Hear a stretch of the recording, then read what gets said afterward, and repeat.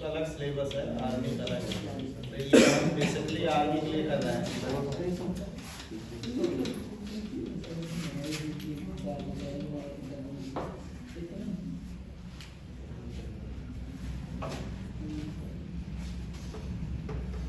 Direct अभ्यास शुरू करें कि संख्या, वर्गमूल, घनमूल, डायरेक्ट अभ्यास।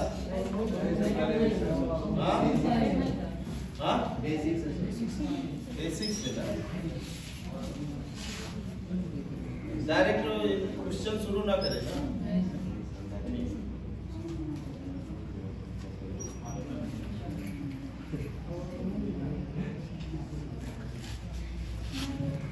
प्राकृतिक संख्याएं, राजस्थानी संख्याएं बदल, ठीक है। प्राकृतिक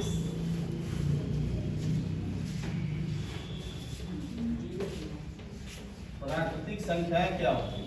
नेचुरल नंबर, ठीक है। नेचुरल नंबर वो है, वे संख्याएं जो वस्तुओं के गिनने के काम आती है, वो प्राकृतिक संख्या होती है। लिखो प्राकृतिक संख्या है। अगर बेसिक लिखना है तो थोड़ा 60-60 में लिख लो आप, क्योंकि वहां पे पूछा जाएगा प्राकृतिक संख्या क्या, पूर्णांक संख्या क्या, परमेय संख्या, अपरमेय, ये सब छोटा छोटा से क्वेश्चन आएगा। लिखो प्राकृतिक संख्या है।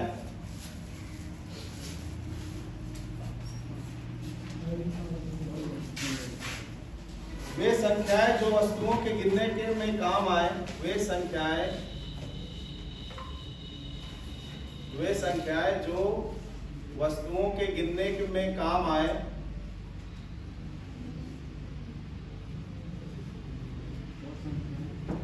जो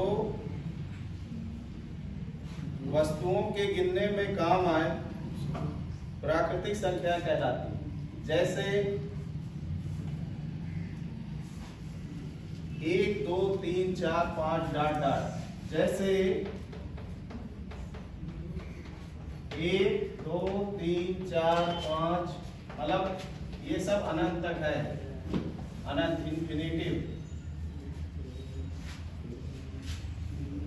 कभी आपसे पूछा जाएगा एक सबसे छोटी प्राकृतिक संख्या क्या है? एक। इसे लिखिए सबसे छोटी प्राकृतिक संख्या 1 है।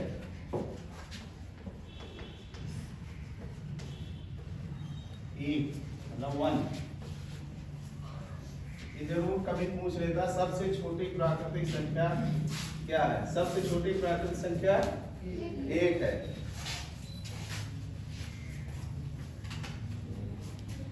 पूर्ण संख्याएं, अब हेडिंग डालिए पूर्ण संख्याएं।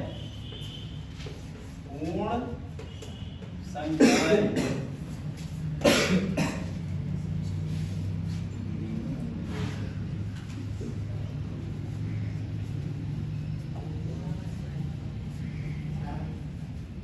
प्राकृतिक संख्या के साथ पूर्ण संख्या में क्या है? प्राकृतिक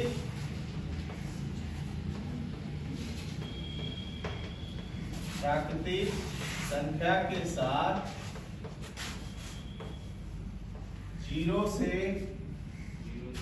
प्राकृतिक संख्या के साथ 0 के साथ हो तो वह समुच्चय पूर्ण संख्या कहलाता है। 0 के साथ हो तो वह समुच्चय पूर्ण संख्या कहलाता है। पूर्ण संख्या क्या है? 0 1 2 3, ठीक है, से अनंत तक, इंफिनिटिव कहलाता है।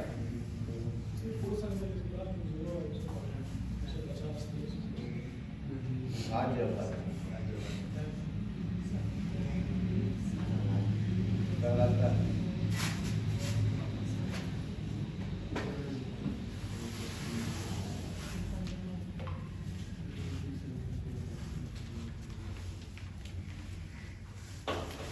अब भाज्य संख्याएं, भाज्य संख्याएं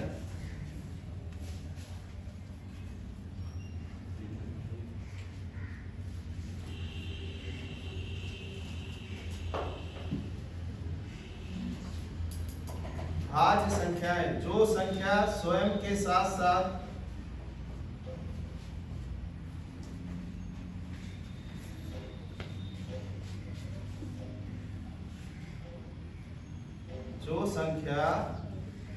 स्वयं के साथ साथ किसी और संख्या से पूरी तरह विभाजित हो जाए,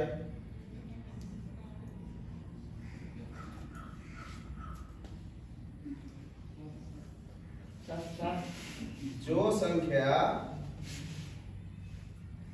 स्वयं के साथ किसी और संख्या से पूरी तरह विभाजित हो जाए उसे भाज्य संख्या कहते हैं। जैसे 4, 9, 12। अब 4 क्या है? स्वयं से भी विभाजित है और 2 से भी विभाजित है। तो सबसे छोटी हमारी, ऐसे पूछा जाएगा, सबसे छोटी भाज्य संख्या क्या है? हमारी 4। सबसे छोटी हमारी संख्या क्या है? भाज्य संख्या 4। ठीक है। अभाज्य संख्या, हेडिंग डालिए अभाज्य संख्या।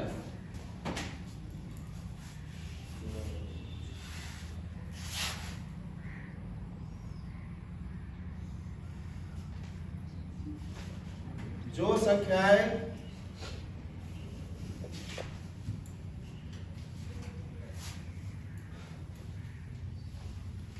संख्याएं केवल अपने आप से विभाजित हो या 1 से भाग दी जाए, जो संख्याएं अपने आप से विभाजित हो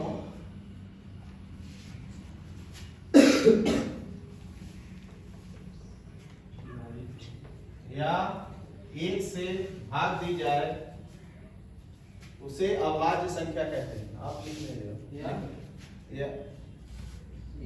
या 1 से भाग दिया जाए उसे अभाज्य संख्या कहते हैं। जैसे 2, 3, 5, 7, 13, 11। ठीक है। 17 मतलब ठीक है। 19, 23 वो तो ठीक है। 27 सबसे होता, 3 से भी होता, 21 3 से भी होता। ठीक है। चलो 2, 3, 5, 7, 13, 17, 19, 23। ठीक है। अब परिमेय संख्या,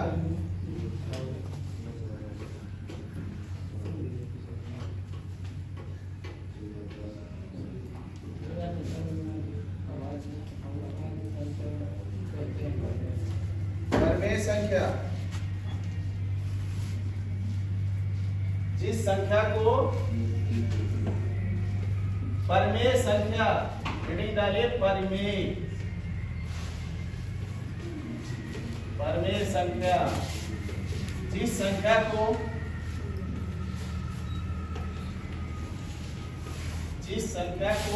p/q के रूप में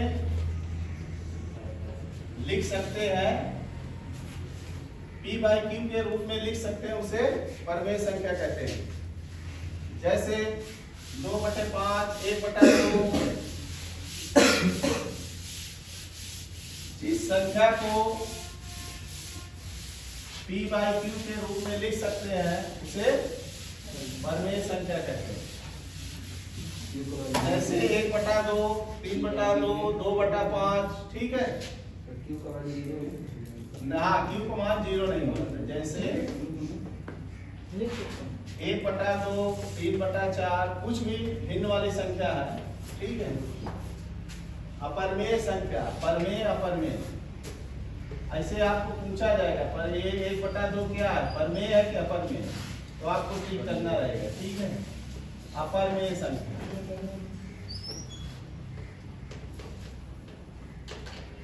अपरिमेय संख्या। ठीक है। जिस संख्या को p/q के रूप में नहीं लिख सकते,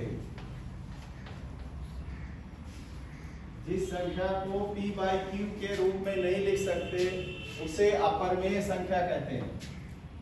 जैसे करणी में 2, करणी में 3 या करणी 5, कुछ भी करणी में है।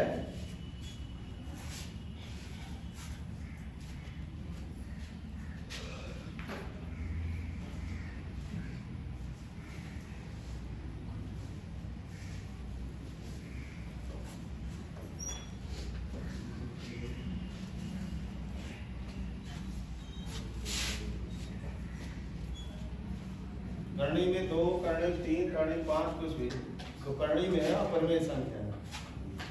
अब वर्गमूल, अब नेक्स्ट चैप्टर आ जाओ वर्गमूल और घनमूल।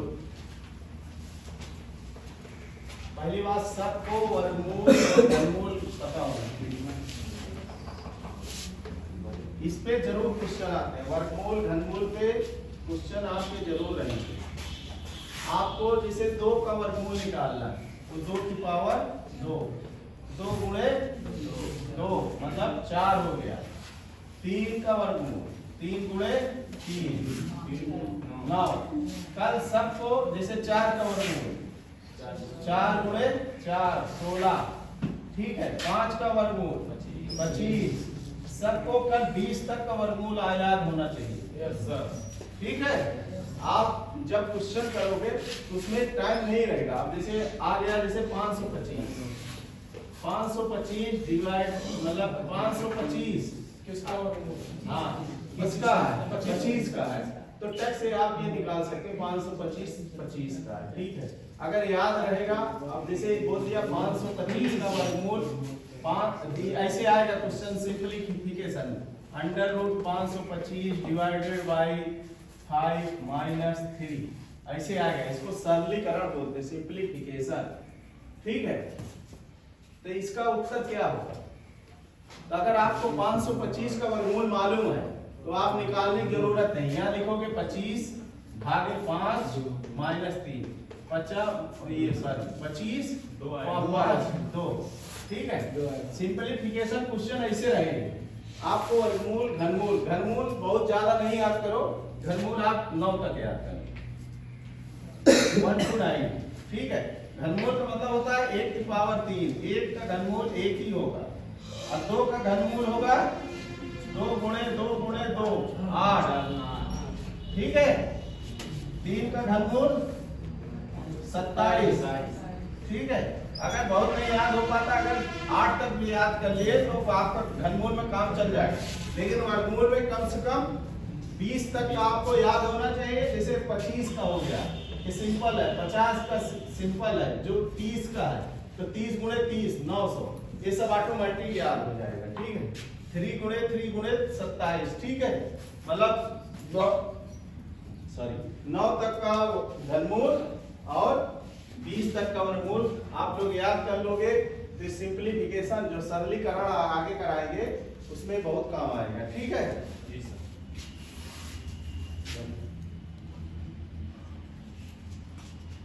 सर ने कुछ विज्ञान बता दिया है ना राय साहब ने?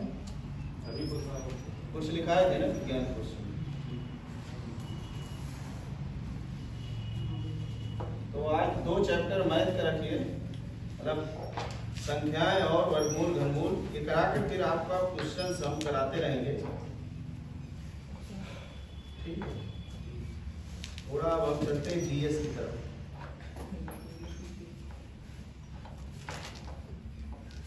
जीएस आप लोग याद रखिए,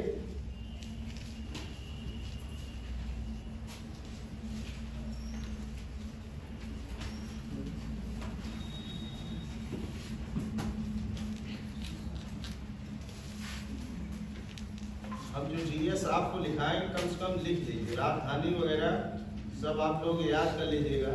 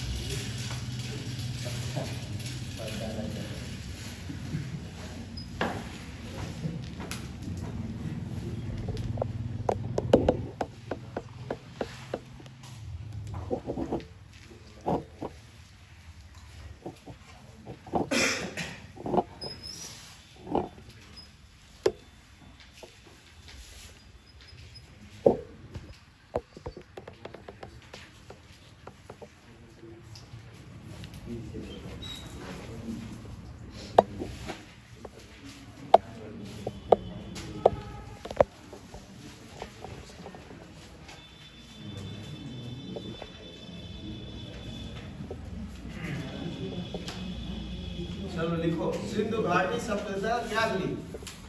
सिंधु घाटी सभ्यता थी, सिंधु घाटी शहरी सभ्यता थी। आपको आएगा क्वेश्चन इस तरह रहेंगे,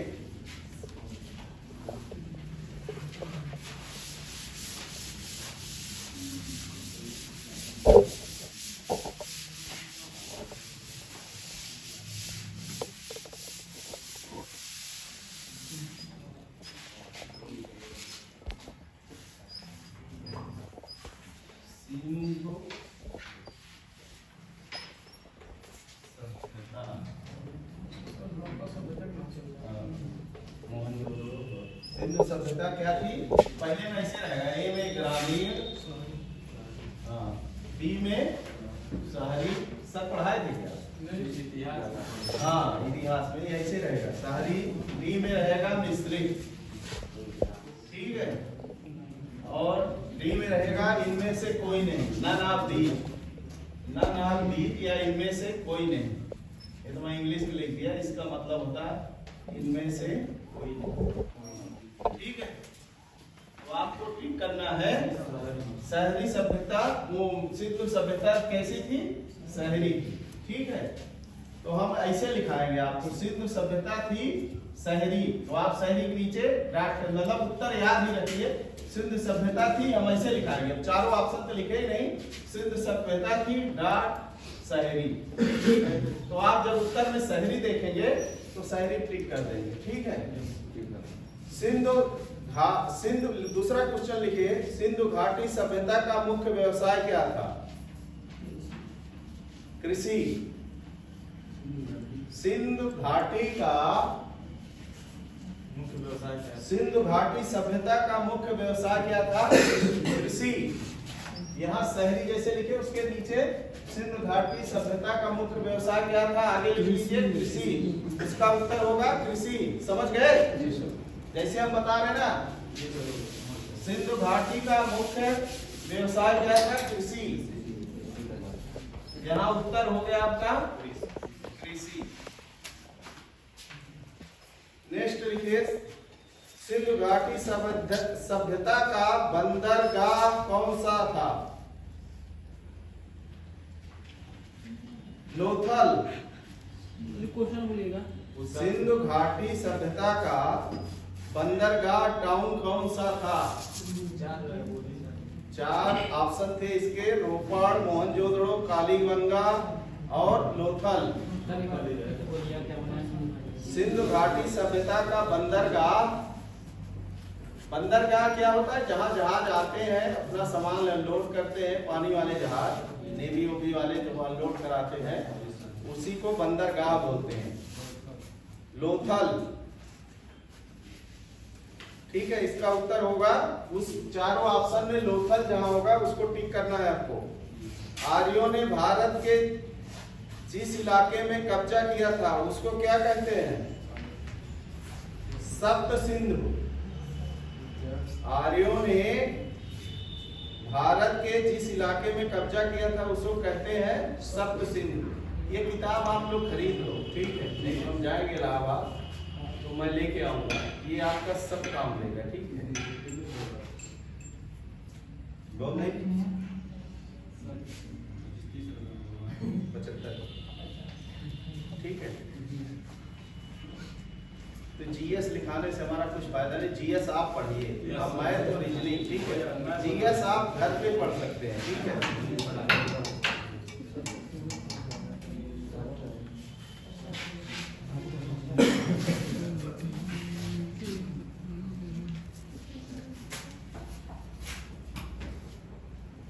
कालीबंगा किस प्रदेश में स्थित है? कालीबंगा राजस्थान में है अभी।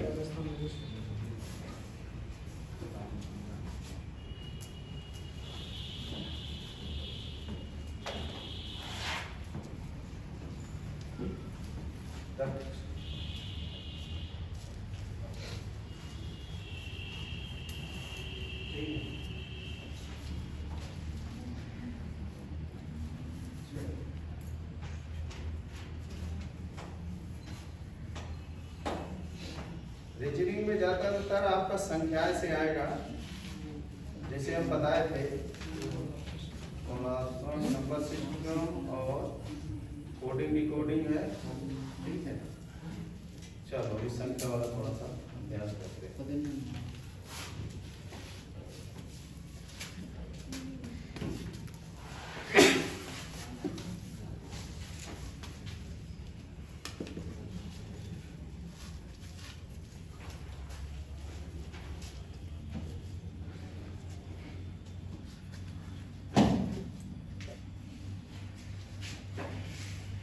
रीजनिंग इसको करो,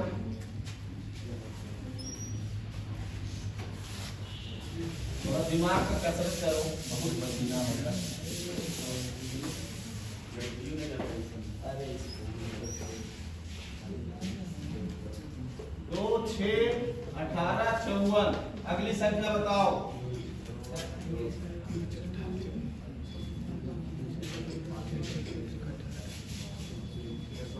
162 ना? सबके समझ में आ गया? ये देखो 2, 3, 6, 3, 18, 54, 162, ठीक है। संख्या का बहुत क्वेश्चन है संख्या के, कोडिंग में कुछ नहीं है, ज्यादातर क्वेश्चन इसी से आएंगे। चलो दूसरा क्वेश्चन 4, 28, 6, 26, 8, 24, 10, 22।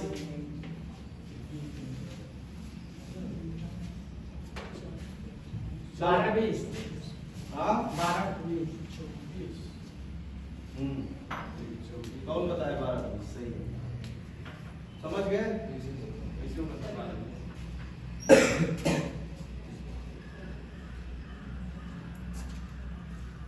देखो ये 2 कोडिंग आप लोग बोले थे इतना ही, देखो ये इसमें 2 हो जाएगा। देखिए 4 से 6 यहाँ चल रही ना +2, ठीक है।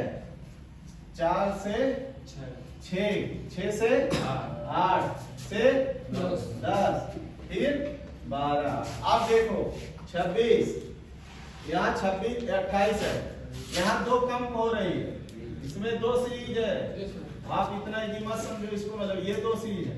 28, फिर ये -2 गया 26, फिर ये गया 24, फिर ये गया 22, फिर आगे आएगा 20। देखा इससे बहुत ऐसे आएगा, सिंपल सा नहीं आएगा। 2, 3, 6, 18 कतई नहीं आएगा, आएगा ऐसे।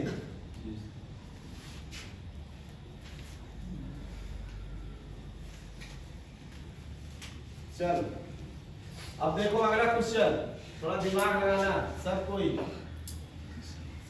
2, 9, 28, 65 और 136। चलो अगली संख्या बताओ। 2, 9, 28, 65, 126।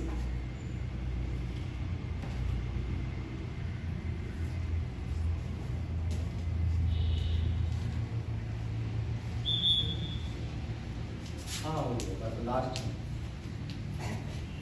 कलम कुछ दिए थे ना घर से, आप लोग दिए थे? हाँ क्या दिए? कलाम नहीं पढ़ा परसों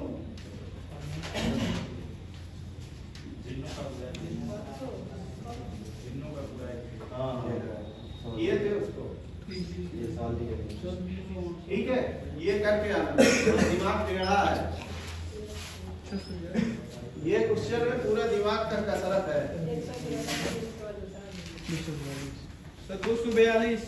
हाँ 242 गलत है, और तो 268 ना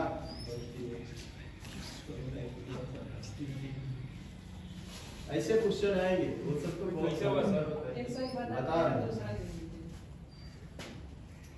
ये क्या है? 2 है ना, 2 का वर्ग, ये देखो 1 का वर्ग है, प्लस 1, ठीक है। ये 2 का वर्ग है प्लस 1 है, ये 3 का वर्ग है प्लस 1 है, ठीक है।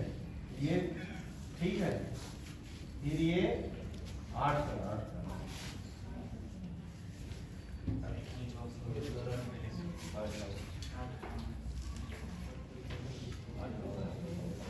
सॉरी, ये सब क्यूब है।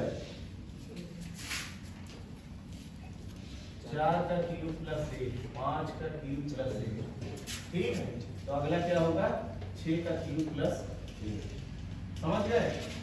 ये इसमें थोड़ा दिमाग लगाना पड़ेगा। कैसे? 1 का क्यूब कितना होगा? 1 का घनमूल कितना होगा? 1 पक्का? ठीक है, 1 में 1 से गुणा करें, 1 प्लस 1, ये 2 हो गया। 2 का घनमूल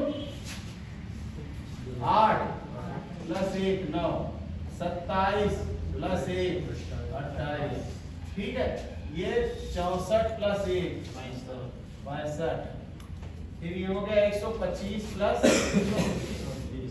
126, ये हो गया 216 प्लस 1 217। ऐसे क्वेश्चन आएंगे, लिखनी बहुत आसान नहीं है, बहुत बेकार चीज। चल आज के लिए इतना, ये सब ले जाना, उनका दे देना।